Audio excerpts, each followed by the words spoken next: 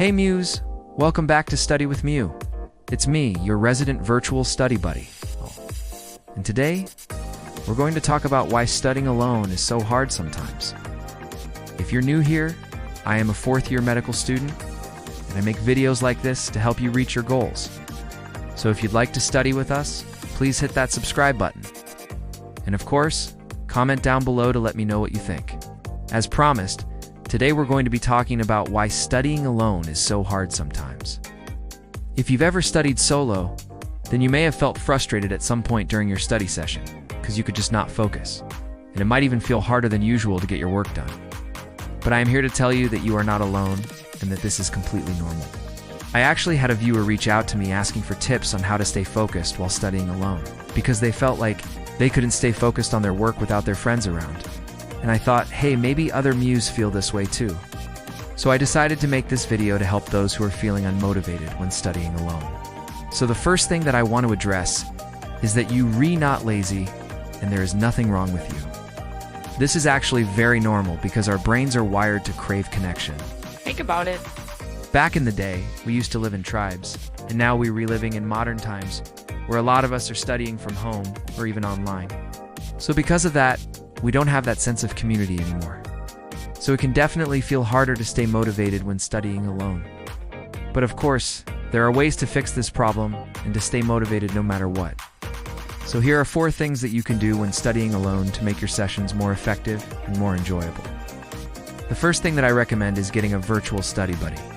And I know that a lot of you guys already have study groups or friend groups that you study with regularly, but I wanted to suggest something else. You can actually study with someone even if you're physically alone, like FaceTime or Zoom call, a friend or a sibling. You can even do a live stream on YouTube or Twitch and chat with people while you study, so that way you won't feel as lonely and the accountability will help keep you focused. You can also let your family or friends know your study goals for the day and ask them to check up on you to see if you achieve them.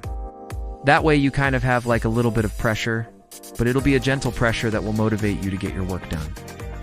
Next, you can use videos like this to feel less alone. I know this sounds kind of silly, but trust me, it helps.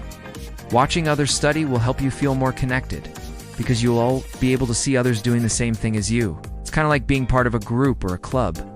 You can share your thoughts, you can chat, you can encourage each other, and it's all good vibes.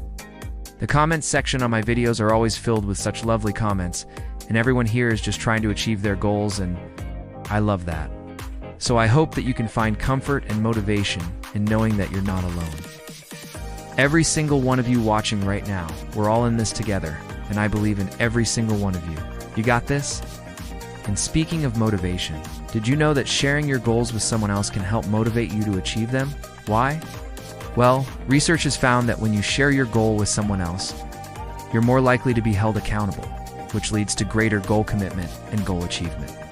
And look, I'm not saying that you have to go around telling everyone your goals, but sharing your goals with a friend or a family member might be helpful. Just remember to be careful with who you share your goals with, because you do and want to put too much pressure on yourself. By letting others know your goals, or maybe you just really private, and that's okay too. But just keep in mind that sharing your goals might be able to help you achieve them faster. All right, Muse, let's move on to the next tip, and that is to reward yourself. One thing that makes studying alone tough is that it can get boring. When you're studying alone, you're in your own little bubble, and it can be difficult to stay engaged and motivated, especially when the work is challenging. A great way to combat boredom while studying alone is by rewarding yourself. By setting up a reward system, you'll be able to look forward to something after completing your study session. It could be something small, like taking a break to watch an episode of your favorite TV show, or something bigger like going out with friends after finishing a chapter. The key here is to find what works best for you. Maybe you love food, so the reward can be eating your favorite snack, or maybe you love video games, so the reward can be playing your favorite game for an hour. Whatever it is, make sure it's something that you enjoy and that will motivate you to stay on task. Last but certainly not least, I want to remind you to take care of yourself. This is one that I often forget, but it's so important. We're only human, and we need to take care of ourselves in order to function well.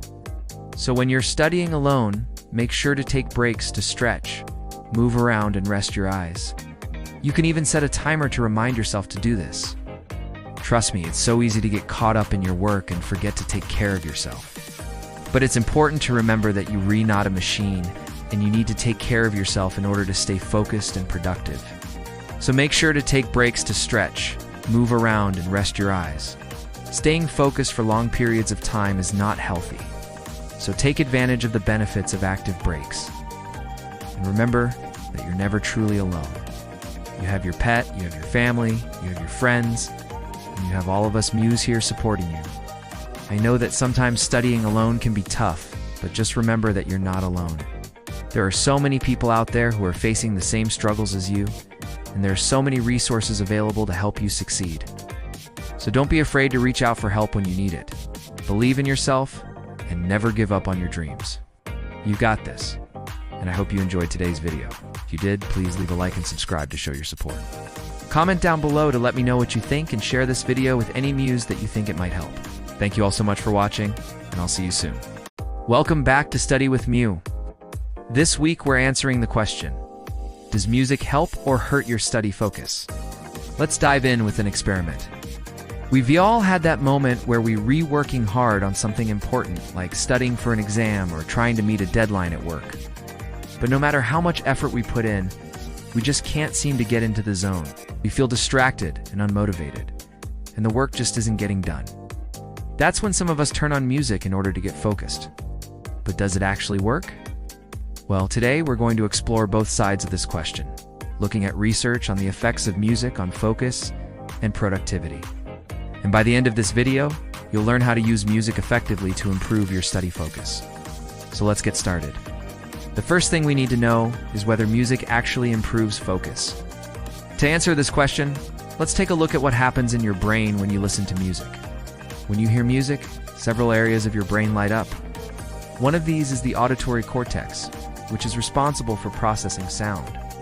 Another one is the nucleus accumbens, which is involved in reward and motivation.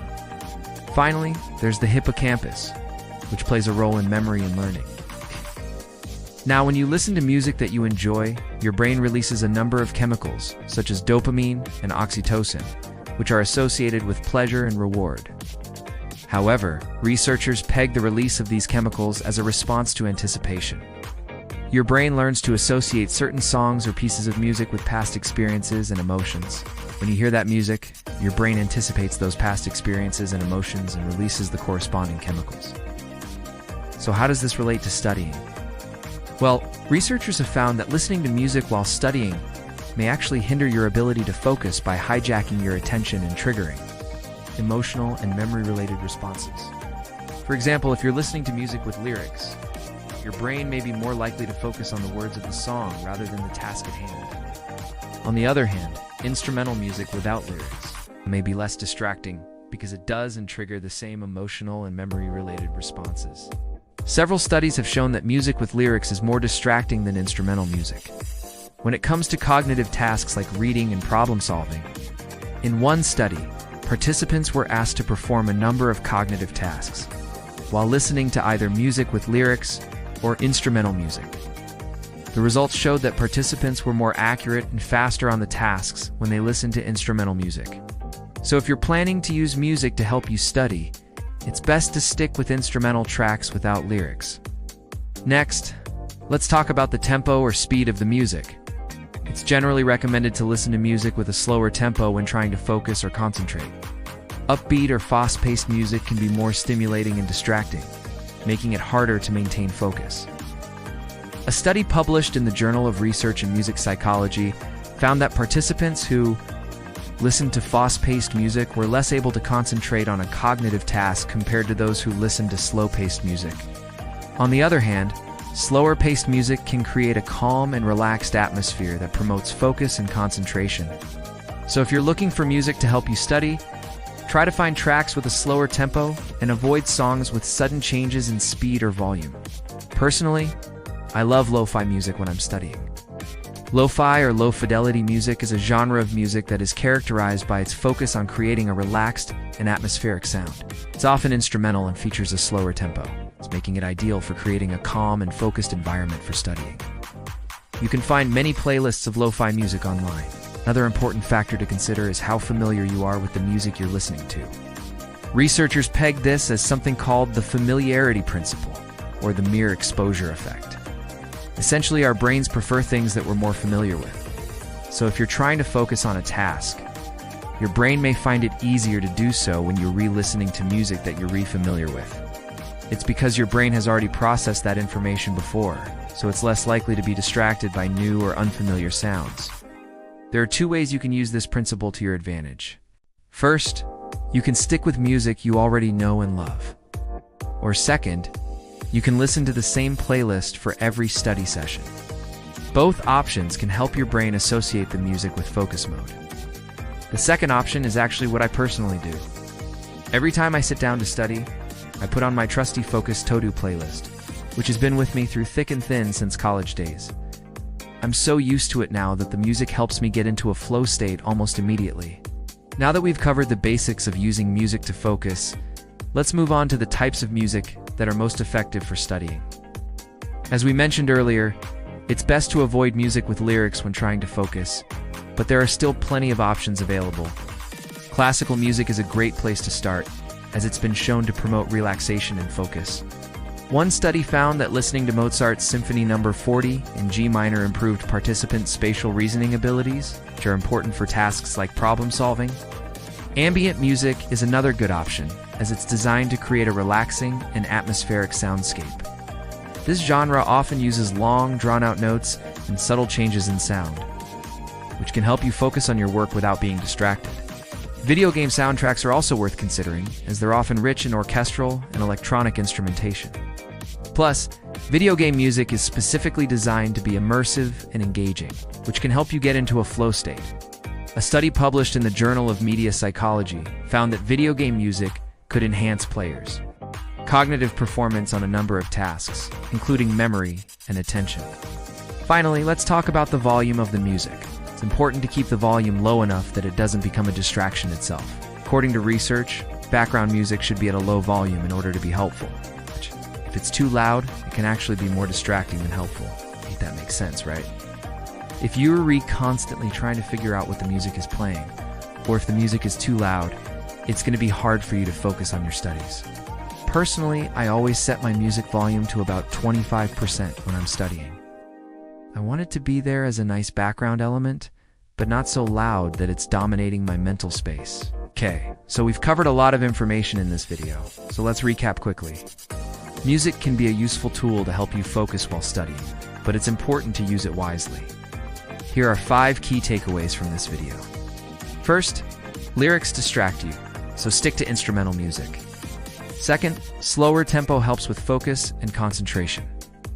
Third, familiarity can help you focus better. So stick with music you know well, or create a dedicated focus playlist. Fourth, classical, ambient, and video game music are great options for studying. And fifth, keep the volume low so that it's not a distraction itself. Hopefully this video gave you some insights on how to use music to your advantage when studying. Remember, everyone is different, and what works for one person may not work for another. So don't be afraid to experiment and find what works best for you. If you're curious about how to boost your focus and productivity even more, check out this video next. Thank you for watching, and see you soon. Bye, guys.